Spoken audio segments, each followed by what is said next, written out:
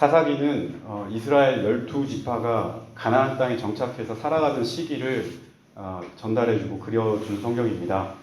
아직 이스라엘의 통일 왕국이 세워지지 않아서 왕이 없었던 시절인데요. 그때 왕이 세워지기 전에 이스라엘 사람들은 서로 지파를 나누어서 12지파가 서로 연맹을 맺고 그렇게 살았습니다.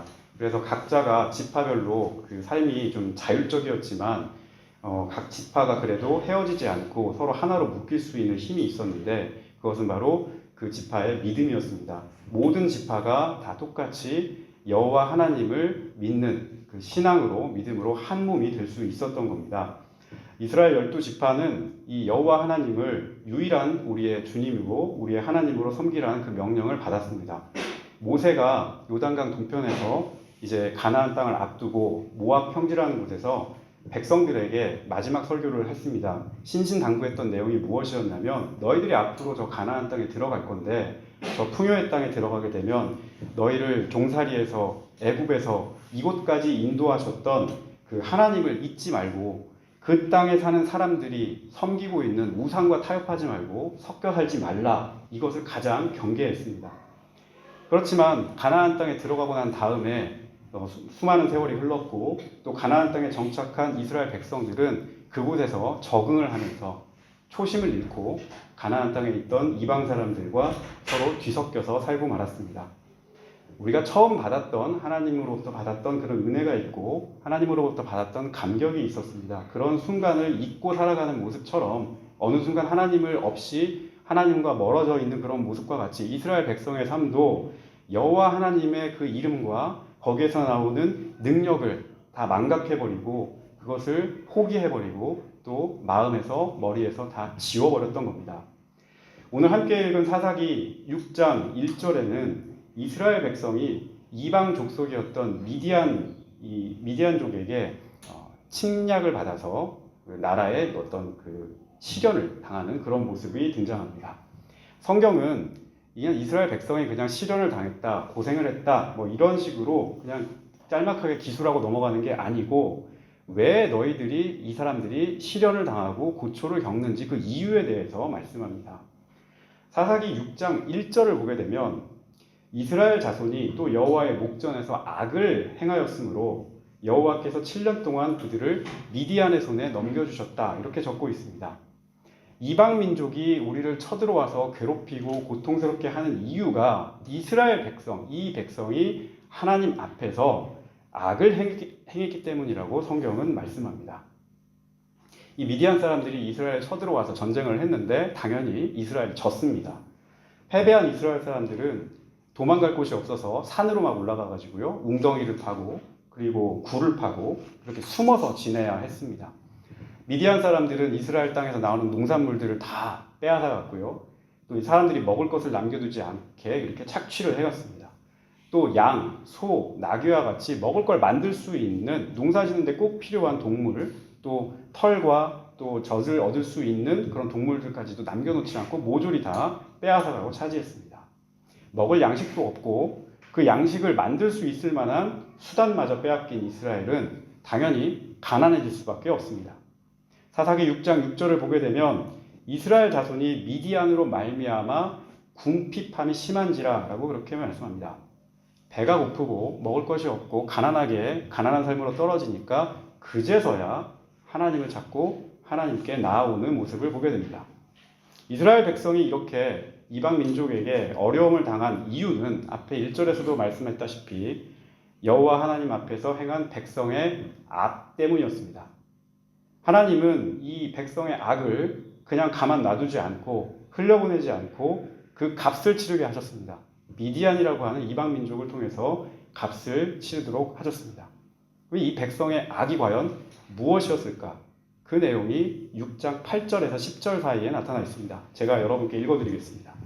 여호와께서 이스라엘 자손에게 한 선지자를 보내시나니 그가 그들에게 이르되 여호와께서 이같이 말씀하시기를 이스라엘의 하나님 내가 너희를 애굽에서 인도하여 내며 너희를 그 종 되었던 집에서 나오게 하여 애굽 사람의 손과 너희를 학대하는 모든 자의 손에서 너희를 건져내고 그들을 너희 앞에서 쫓아내고 그 땅을 너희에게 주었으며 내가 또 너희에게 이르기를 나는 너희의 하나님 여호와니 너희가 거주하는 아모리 사람의 땅의 신들을 두려워하지 말라 하였으나 너희가 내 목소리를 듣지 아니하였나이다 하셨다 하니라. 이렇게 말씀합니다. 이스라엘 백성의 하나님 앞에서의 악은 하나님께서 이렇게 행하라고 하신 그 말씀을 듣지 않고 그것을 잊어버린 겁니다. 한마디로 말해서 내 삶에 하나님이 없어도 괜찮다라고 하는 삶으로 하나님을 지웠던 것, 하나님의 음성을 더 이상 듣지 않았던 것, 그 하나님의 흔적이 내 삶에 나타나지 않았던, 이게 바로 이스라엘이 하나님 앞에서 범한 악이었습니다. 지금 이 자리까지 하나님께서 너희를 어떻게 인도하셨고 얼마나 너희들과 같이 하셨고 함께 하셨는지를 다 까맣게 잊고 그것을 잊지 말라고 수많은 사람들을 통해서 전하여줬던 그 음성을 다 지워버리고, 그리고 너희 편한 대로, 너희가 좋은 대로 이방 족속과 통혼하고 이방의 우상을 받아들이고 그 문화에 동화되고 그들의 가치에 예속되고 결국 너희의 모든 삶에서 하나님이라고 하는, 여호와 하나님이라고 하는 그 존재를 삭제해버렸다. 이것이 너희가 하나님 앞에 범한 악이다라고 말씀합니다. 백성에게 하나님이 더 이상 관심이 없는 겁니다. 하나님이 별로 내 삶에 중요치 않은 겁니다. 하나님을 까맣게 잊고 살아도 내 삶에 아무 문제가 없고 풍요롭고 일도 잘 풀리고, 그러니까 별로 하나님이 쓰임새가 없어진 겁니다.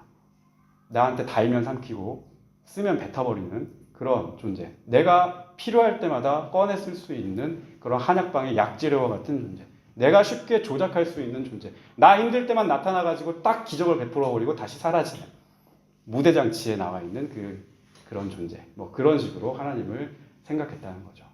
타락이 거기서부터 시작하는 겁니다. 하나님을 망각하는 것, 지우는 것, 없이 살아도 괜찮다고 생각하는 것, 여기서부터 타락이 시작하는 겁니다. 하나님께 무관심한 우리의 삶, 하나님 없이도 잘 살 수 있다고 생각하는 그런 마음, 바로 이것이 하나님 앞에서 이스라엘 백성이 저지른 악이었습니다. 사람은 꼭 시련을 당하고 환난을 당해야, 그리고 나에게 고통이 엄습해야 그제야 하나님을 찾습니다. 그제야 하나님께 다시 나와서 겸손해지고 무릎을 꿇고 기도하고, 그제야 내 속에 꼭꼭 숨겨뒀던 하나님을 꺼내고, 그제야 없던 믿음을 막 개발하려고 노력을 하죠. 또 그런 일이 생겨야만 하나님과 가까이 거할 수 있는지, 그런 일이 없을 때도 우리가 하나님과 가까이 거할 수 있는 믿음의 길은 무엇인지, 참 수천 년이 흘렀어도, 이 성경의 시대나 지금 시대나 수천 년이 흘렀어도 여전히 우리 삶에서 반복되는 모습을 보면 참 아이러니하기도 합니다. 하나님께서는 이방 족속을 들어서 이스라엘의 악을 짚어주셨습니다. 너희들의 악이 이거고 이 악을 간과하지 않겠다. 너희들 악의 값을 치러야 한다. 라고 이렇게 짚어주셨습니다. 그렇지만 그 값을 치르고 난 다음에 이스라엘을 완전히 멸망하도록 놔두지 않으시고, 그래도 돌이키는 자에게 하나님께서는 구원의 은혜를 베풀어 주시기로 약속을 하셨습니다. 너도 나도 사람들 모두가 하나님 없이 살아가는 것이 그 시대의 주류의 그 생각이었고 주류의 삶이었습니다. 그 시류 속에서도 그럼에도 여전히 하나님의 약속을 신뢰하고 살아가는 그 한 사람, 그 소수파, 비주류, 나무에 남은 자, 그죠? 그루터기와 같은 사람, 이런 사람을 하나님께서 한 사람 찾으셨습니다. 마치 우리가 잘 아는 대로 엘리야 시대 때 바알과 아세라에게 무릎 꿇지 않았던 그 남은 자와 같은 일을 선택하시면서 그 사람을 통해서 하나님의 구원의 역사를 이루기로 하나님께서는 결정하셨습니다. 그렇게 하나님의 선택을 받은 인물이 오늘 우리가 같이 읽은 사사 기드온입니다. 기드온이라는 이름은요, 원래 자른다, 자른다, 벤다 이런 뜻입니다. 하나님과 이스라엘 백성 사이에 있는 이 하나님과 이스라엘을 가로막고 있는 거대한 악, 하나님을 바라보지 못하게 했던 그 악을 자르는 사람, 그것을 베어 없애는 사람으로 하나님께서 기드온을 뽑으셨습니다. 어느 날 미디안 사람의 눈을 피해서 이 기드온이 몰래 곡식을 마당에서 타작을 하고 있었는데, 그때 하나님께서 보내신 여호와의 사자가 나타났습니다. 그리고 그 사람이 기드온을 보자마자 대뜸 큰 용사여 여호와께서 너와 함께 있다라고 그렇게 말씀합니다. 12절 말씀을 보게 되면 여호와의 사자가 기드온에게 나타나 이르되 큰 용사여 여호와께서 너와 함께 계시도다라고 이렇게 인사말을 건넸어요. 근데 기드온은 지금 여기에서 뭔가 꽂혔어요. 하나님께서 기드온을 어떤 직책으로 어떤 임무로 이 부르실 줄 명확하게 보여주는 말씀이에요. 용사로 부르시고 그리고 악을 단죄할 하나님의 칼로 이 사람을 부르시겠다라고 하는 그 메시지를 여기 담아서 보여주었어요. 근데 기드온은 다른 데 좀 거슬렸어요. 이 사람은. 하나님께서 너와 함께 한다라고 했을 때 그 함께 한다라고 하는 말이 기드온한테 굉장히 거슬렸습니다. 그리고 기드온은 하나님께 그 사자에게 자기가 평소에 고민했던 자기가 평소에 하나님과 어떻게 보면 다퉜던 그런 내용을 다시 질문을 던집니다. 13절 전반절을 우리 한번 같이 한번 읽어볼까요? 13절 전반절 우리에게 일어났나이까까지 한번 읽어볼까요? 시작. 기드온이 그에게 대답하되 오 나의 주여 여호와께서 우리와 함께 계시면 어찌하여 이 모든 일이 우리에게 일어났나이까. 기드온은 하나님께서 우리와 함께 계시면 어찌하여 우리가 이런 고초를 겪습니까? 라고 하나님께 지금 되묻고 있는 겁니다. 하나님께서는 기드온을 그 용사로 부르시려고 그렇게 말씀을 하셨는데 하나님 너와 함께 하신다라고 그렇게 말씀을 하셨는데 기드온은 평소에 자기가 하나님께 물었던 기도했던 제목 하나 하나님 어찌하여 같이 있는데 우리가 이렇게 힘듭니까? 하나님의 사람으로 우리를 불러주셨는데 왜 우리는 이렇게 고생하고 힘들고 어렵습니까? 라고 그렇게 되묻고 있는 겁니다. 사실 또 우리 각자도 생활하다 보면 이렇게 기도원과 같이 질문할 때가 참 많습니다. 하나님께서 분명히 우리와 같이 있다고 하셨고 우리를 부르셨고 우리를 하나님의 사람으로 믿음을 부어주셨는데 어찌하여 이런 비극이 우리 가운데 일어납니까? 작게는 개인의 문제에서부터 크게는 수많은 사고에 이르기까지 국가의 위난에 이르기까지 하나님은 왜 믿는 사람에게 고생의 떡을 먹게 하고 왜 시련의 물을 마시게 합니까? 이렇게 질문할 때가 많이 있습니다. 사실 이 질문 되게 쉽게 답할 수 있는 질문은 아닙니다. 왜 하나님께서 그렇게 하셨는가? 사람의 지혜로, 사람의 지식으로 그것을 헤아리기 어려울 때가 참 많습니다. 하지만 여기에서 우리가 기드온의 이 모습에서 한 가지 주목해 봐야 될 부분이 있습니다. 우리 신앙에서 좀 배울 점이 하나 있습니다. 기드온은 하나님 앞에서 굉장히 진지한 믿음을 가지고 다가갔던 사람입니다. 하나님 말씀이 이러니까 믿어, 순종해, 네 하는 것도 좋은 믿음이지만 그 말씀이 과연 이 삶에서 그런가? 하나님 말씀대로 이렇게 됐는데 왜 세상은 이 모양입니까? 하나님 나와 함께 하시고 우리와 함께 하시고 믿는 사람과 함께 하시겠다고 했는데 왜 우리에게 이런 고통이 있습니까? 하나님 지금 같이 계신 거 맞습니까? 라고 하는 이 질문 어떻게 보면 도전과 같지만 매우 진지한 믿음을 가진 사람이라는 뜻입니다.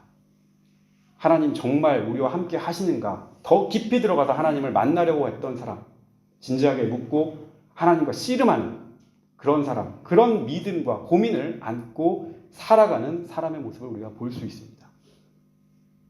하나님을 다 잊고 살아가는 그 시대에 기드온은 이 백성이 당하고 있는 시련의 이유를 철저하게 묻고 따지고 하나님께 간구하고 그분과 씨름하고 그분에게서 답을 찾으려고 했던 그런 사람이었습니다.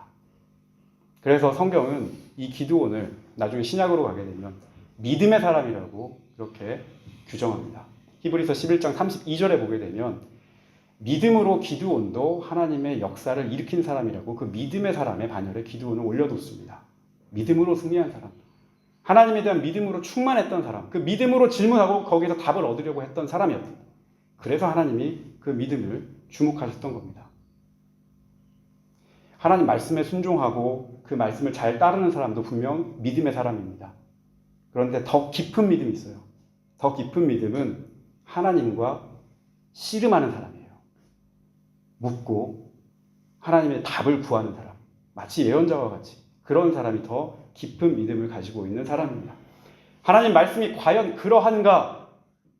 묻고 다시 묻고 그 말씀으로 세상의 현실을 바라보고 맞지 않아 보이는 부분이 있는 부분에 대해서는 하나님께 다시 한번 물어보고 그분께 기도하고 그분의 답을 구하는 그래서 하나님 뜻이 어디로 가고 있는지 그분의 마음이 어디에 그분의 마음을 두고 계시는지 그렇게 묻는 그리고 하나님을 찾는 그런 믿음이 진실로 믿음을 가진 사람의 모습일 겁니다.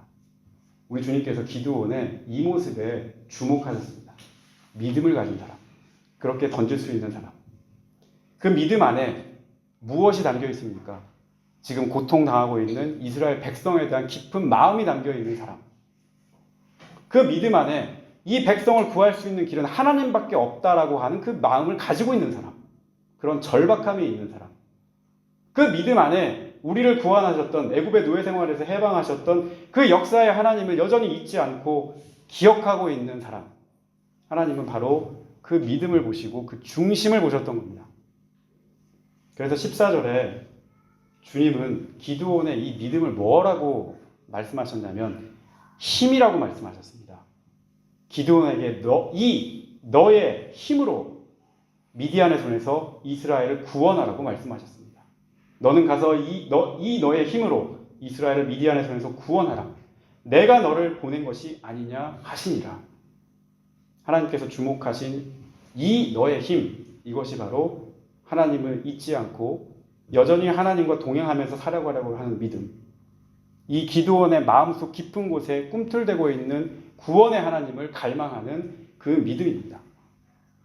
하나님은 이 중심을 하나 딱 보시고 기드온을 선택하신 겁니다. 이 중심만 딱 보시고 됐어. 그 다음에는 내가 너와 함께 할 거야. 이 구도로 사람을 선별하신 겁니다. 그리고 그를 이스라엘 구원할 수 있는 구원의 도구로 사용하시기로 한 겁니다.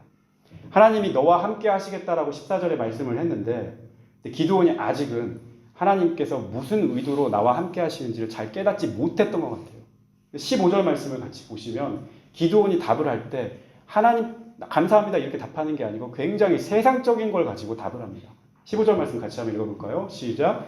그러나 기드온이 그에게 대답하되 오 주여 내가 무엇으로 이스라엘을 구원하리이까? 보소서 나의 집은 므낫세 중에 가장 극히 약하고 나는 내 아버지 집에서 가장 작은 자니이다 하니. 무슨 말씀인가요?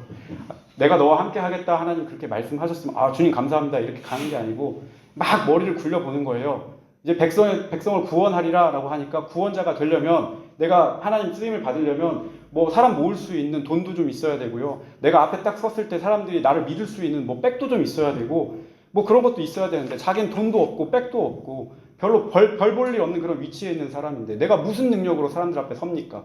내가 무슨 권위를 가지고 사람들 앞에 서가지고 전쟁을 지휘합니까? 사람들이 과연 나를 따르려고 할까요? 이런 질문인 거예요.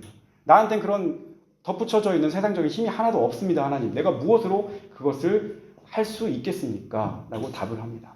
하나님께서 기드온을 다시 설득합니다. 16절 말씀에 하나님이 야 그러면 내가 다 줄게. 너 뭐 군대도 붙여주고 뭐도 붙여주고 그렇게 답하지 않으시고 하나님께서 딱 정확하게 16절 말씀에서 뭐라고 답하시냐. 내가 반드시 너와 함께 하겠다라고 말씀하셨어요. 내가 반드시 너와 함께 하겠다. 그 믿음을 가지고서 가라. 나머지는 내가 알아서 다 만들어줄게. 여기에 그 말이 담겨져 있는 거죠. 하나님은 대답을 구체적으로 하지 않으셨습니다. 뭐 좋은 무기를 주겠다. 군대를 엄청나게 모아주겠다. 내가 이 타이밍에 하늘에서 벼락을 착 때려가지고 다 없애주겠다. 무슨 구체적인 전술을 가르쳐준 것도 아닙니다. 다만 너 하나님의 사람으로 부름받은 자, 여호와의 역사를 잊지 않고 기억한 그 믿음을 가진 자, 여전히 주님을, 능력을 신뢰하고 거기에 관심을 가진 그 믿음의 사람, 그거면 돼. 그거 하나면 내가 너와 반드시 함께 할 거야. 반드시 너와 함께 할 거야 라고 하는 이 약속만 하나님께서 계속 반복해서 말씀하십니다. 이 대답만큼 사실 분명하고 확실한 답은 없습니다. 네가 어떤 상황에 처하든지 어떤 위기 가운데 있든지 주님을 잊지 않고 주님을 신뢰한다면 주님께서는 그 상황을 이길 수 있고 벗어날 수 있고 극복할 수 있는 능력으로 함께 하겠다. 결코 너를 떠나지 않겠다라고 그렇게 약속해 주셨습니다. 사실 하나님의 부름을 받은 사람의 모습은 누구나 다 동일합니다.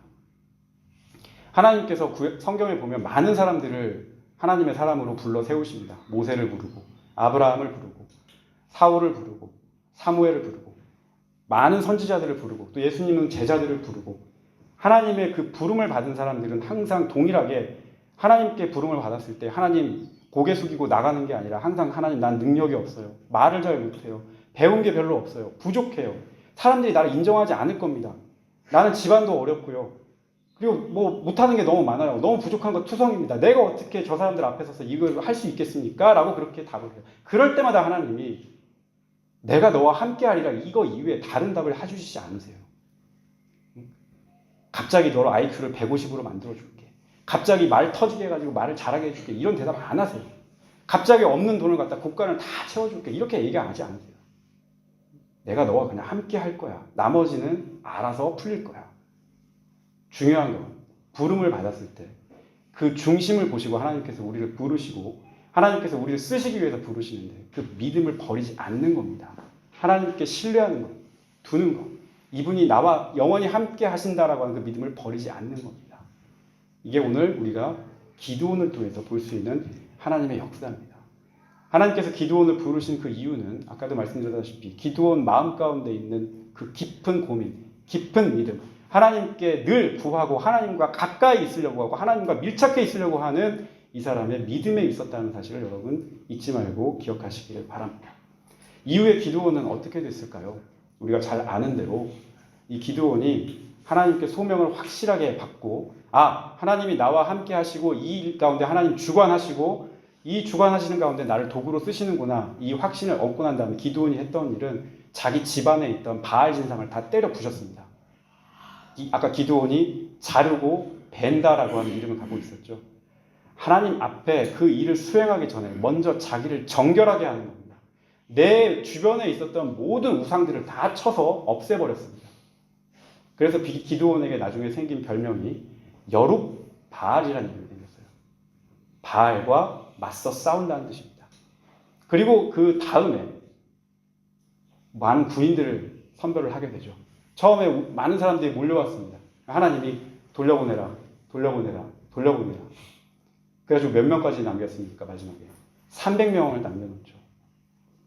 이 300명 대 미디안의 엄청난 만단위 군사가 서로 붙어서 어떻게 이길 수가 있겠습니까?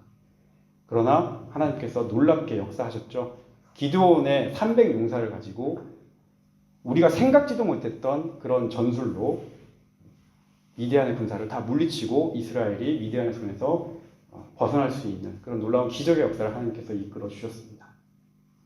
만약에 사람이 가지고 있는 그런 경험과 사람의 어떤 전술 지식이나 또 탁월한 능력을 가진 어떤 지도자의 능력으로 이런 일을 행했다면 전쟁에서 승리했더라면 아마 백성들은 또 착각했을 겁니다. 하나님께서 하셨다라고 하는 걸 잊어버리고 저 사람이 탁월해서 상황이 좋아서 조건이 좋아서 그렇게 됐지라고 생각했을 겁니다. 그러면 또다시 하나님 앞에서 하나님을 잊고 사는 악을 반복했을 겁니다. 하지만 하나님께서는 기드온을 부르셔서 이 소수의 병력으로 대군을 물리치는 누구도 부인할 수 없을 정도로 완벽한 하나님의 역사를 백성들 앞에 보여주셨습니다. 그 완벽한 승리를 이스라엘에게 선사하셨고 하나님이 너희들을 구원하셔서 이끌어 주셨어라고 하는 또 하나의 경험을 신앙의 경험을 하게 하셨던 겁니다. 그 경험을 할 수 있도록 도구로 쓰임 받은 자, 그 사람, 그 부름 받은 자, 그 사람이 바로 우리가 봤던 기드온입니다. 한 사람이 가지고 있는 진실한 믿음이 많은 사람을 구할 수 있는 도구로 사용된다는 사실을 여러분 잊지 마시기를 바랍니다. 한 사람이 진실하게 하나님 앞에 서려고 하는 그 순수한 믿음이 별거 아닌 것 같지만 하나님께서는 그 사람을 통해서 수많은 사람들을 깨우치게 하시고 수많은 사람들을 생명의 길로 인도하여 주신다는 사실도 여러분 잊지 마시기 바랍니다. 말씀을 맺도록 하겠습니다.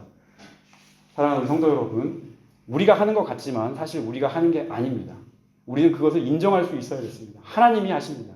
우리는 하나님께서 이끌어주시는 그분의 역사 가운데 그 과정 가운데 그분의 쓰임을 받는 도구라는 사실도 여러분 기억하시기를 바랍니다. 우리가 모든 것을 다 준비하고 하는 것 같지만 하나님께서 베풀어 주시고 불러주시고 쓰게 해주셔야 사용해 주셔야 이 모든 일이 이루어질 수 있다는 사실도 여러분 기억하시기를 바랍니다. 이 사실을 잊지 마시고 오늘 기드온처럼 하나님을 늘 간구하고 또 하나님을 믿고 맡기고 사는 삶을 살 수 있기를 바랍니다. 또 한 가지 여러분에게 권면드립니다. 우리 삶에서 하나님을 망각하고 살 때가 참 많습니다. 솔직하게 말해서. 하나님을 잊고 살 때가 참 많이 있습니다. 주일 하루만 하나님 찾고 일상생활에서는 하나님과 멀어져서 사는 삶이 우리의 삶인지도 모르겠습니다. 오늘 기드온이 하나님의 전투를 수행하러 앞에 나가기 전에 아까 악을 제했다라고 그렇게 말씀드렸습니다. 자기 앞에 있는 바알상을 다 없앴다라고 얘기를 했습니다. 우리가 하나님 앞에 정결한 마음으로 서기 위해서 우리 안에 있는 우상들을 제하는 작업을 늘 하시기를 바랍니다. 하나님과 나 사이에 무엇이 가지 못하게 가리고 있는지 여러분 다 알고 계십니까? 우리 안에 있는 수많은 우상이 무엇인지 여러분 알고 계십니까? 우리 안에 늘 존재하는 인위적으로 판단하려고 하고 인위적으로 뭔가를 만들려고 하고 조건을 형성하려고 하는 이런 모든 시도들이 있습니다. 그것들을 하나님 앞에 먼저 내어놓고 하나님께 맡기고 나아갈 수 있기를 바랍니다. 좋을 때는 없이 살아도 된다고 막 낙관하다가 어려울 때만 하나님 꺼내가지고 하나님한테 무릎 꿇고 간구하는 이런 신앙, 저는 이런 신앙을 얇은 신앙이라고 얘기합니다. 얇은 신앙. 그런 얇은 신앙으로 계속 반복하면서 살지 마시고 우리 신앙의 두께를 더욱 두껍게 만들어서 갈 수 있기를 바랍니다. 또 기드온처럼 하나님께 내내 순종하는 그런 믿음도 좋지만 깊은 마음으로 하나님께 묻고 간구하는 예언자와 같은 마음으로 우리의 신앙을 다져봤으면 좋겠습니다. 그리고 그 범위 안에서 하나님의 사랑을 맛볼 수 있는 여러분이 될 수 있기를 바랍니다. 저는 그것이 바로 하나님 앞에서의 굳은 믿음이고 그것이 바로 하나님 앞에서 우리가 얻을 수 있는 능력이라고 믿습니다. 그 문제 해결의 도구로 하나님께서 우리 모두를 사용할 수 있는 놀라운 은혜의 역사가 한 주간 펼쳐질 수 있기를 예수님의 이름으로 축복드리겠습니다.